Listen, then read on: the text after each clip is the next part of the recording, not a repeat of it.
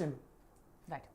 So ఇందాక అనుకున్న TPCC అధికార ప్రతినిధి గాయకులు రఘు గారు లైన్లోకి వచ్చారు, తనతో మాట్లాడదాం. రఘు గారు నమస్తే అండి. రఘు గారు నమస్కారం. నమస్తే అండి రఘు గారు. నమస్కారం. రైట్. జై జయ హే తెలంగాణ పాట గురించి చర్చ అవుతోంది, రచ్చ కూడా అవుతోంది.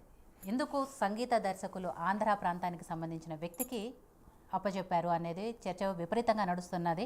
దాంతోపాటు అందశ్రీ గారు ఏదైతే ఒక మాట అన్నారో, అంటే తెలంగాణలో కీరవాణిని తలదన్నే సంగీత దర్శకులు లేరు అని ఆయన ఒక వాక్యం ఏదైతే అన్నారో అది తెలంగాణ సంగీత దర్శకులు లేకపోతే ప్రతి కళాకారును అవమానించిన విధంగా ఫీల్ అవుతున్నారు.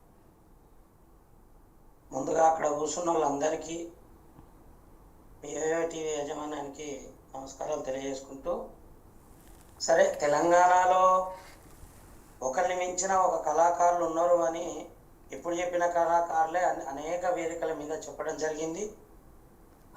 అంత దూరం నేను పోను, కానీ మరుగున పడ్డటువంటి పాట ఏదైతే తెలంగాణ ఉద్యమంలో తలమానికంగా ఉన్నటువంటి జయ జయ తెలంగాణ పాటను 10 ఏళ్లుగా అనగదొక్కి అసలు పాటకు రచించిన రచయితకు గుర్తింపు లేకుండా చేసి అనగదొక్కితే తెలంగాణ ప్రజలు ఎవరు కూడా ఈ పాట వాళ్ళు పాడుకునే వాళ్ళు కాదండి.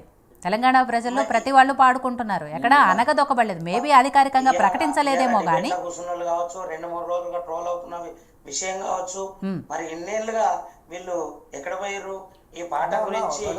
ఇదే సందీప్ గారు ఇక్కడ స్టూడియోలో కూర్చున్న సందీప్ గారు కొన్ని వందల సభల్లో ఈ పాట కొన్ని వేల సార్లు గవర్నమెంట్ చేసే ప్రతి కార్యక్రమంలో జయ జయ తెలంగాణ పాట పాడిన అవమానించిన దానికన్నా ఇప్పుడు అంతకన్నా ఎక్కువ అవమానిస్తున్నారు. తెలంగాణ రేపు సమాజం రేపటి తరం అవమానాలకు గురి చేస్తుంది అందరిని. ఇదే ఆంధ్ర మ్యూజిక్ డైరెక్టర్ చేస్తే ప్రతి క్షణం పాట విన్న ప్రతి క్షణం అవమానం గురవుతుంది. ఇవాళ జరుగుతున్న అవమానం కంటే ఎక్కువ జరిగిందా ఈ 10 ఏళ్ల కాలంలో? ప్రజలందరూ వ్యతిరేకిస్తున్నారు కదా. తనతోటి ఉద్యమాలలో తిరిగినటువంటి వాళ్ళు అనేక మంది కవులు, కళాకారులు, బహుజనులు అందరూ ఈ రోజు వ్యతిరేకిస్తున్నారు కదా. మీ రాజకీయాలు పక్కకు పెట్టండి, మీరు ఎవరిని తిట్టుకుని విమర్శించుకుని ఆత్మగారం మాత్రం తాకట్టు పెట్టకండి. ఇది మరి ఇంకోటి రఘు గారు, ప్రతిసారి కాంగ్రెస్ నాయకులు కానీ లేదు ఈ అంశాన్ని సమర్థించే వాళ్ళు ఎవరైనా కూడా మరుగున పడ్డ పాటని లేకపోతే అణగదొక్కబడిన ఈ పాటని వెలుగులోకి తీసుకొస్తున్నారు. వెలుగులోకి తీసుకురండి, కానీ దాన్ని మార్చడం ఎందుకు? ఇంకొక ఆంధ్ర ప్రాంతానికి సంబంధించిన సంగీత దర్శకులకు గొప్పచెప్పడం ఎందుకు అనే చర్చ కూడా జరుగుతోంది కదా. ఉన్న పాటను యాస్టీస్ గా పెట్టండి, మీరు అదే అధికారికంగా ప్రకటించండి.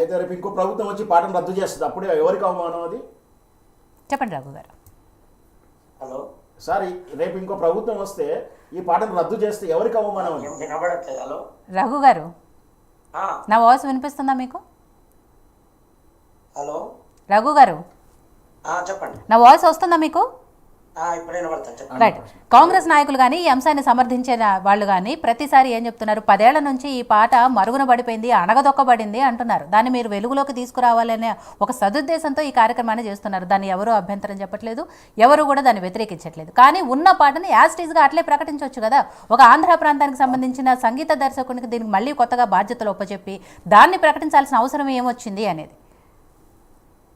అయితే తెలంగాణకు తలమానికంగా ఉండాలనే లక్ష్యంతోనే మరి అక్కడ సీఎం రేవంత్ రెడ్డి గారి సమక్షంలో కీరవాణి గారు రావడం జరిగింది, రచయిత అందశ్రీ గారు. తెలంగాణకు తలమానికంగా ఉండాలి, కానీ తెలంగాణ సంగీత దర్శకులు వద్దు. తెలంగాణ సంగీత దర్శకులు తెలంగాణ నుంచి ఆస్కార్ గెలుచుకున్నటువంటి రాహుల్ సిబిల్ కూడా వారించారు.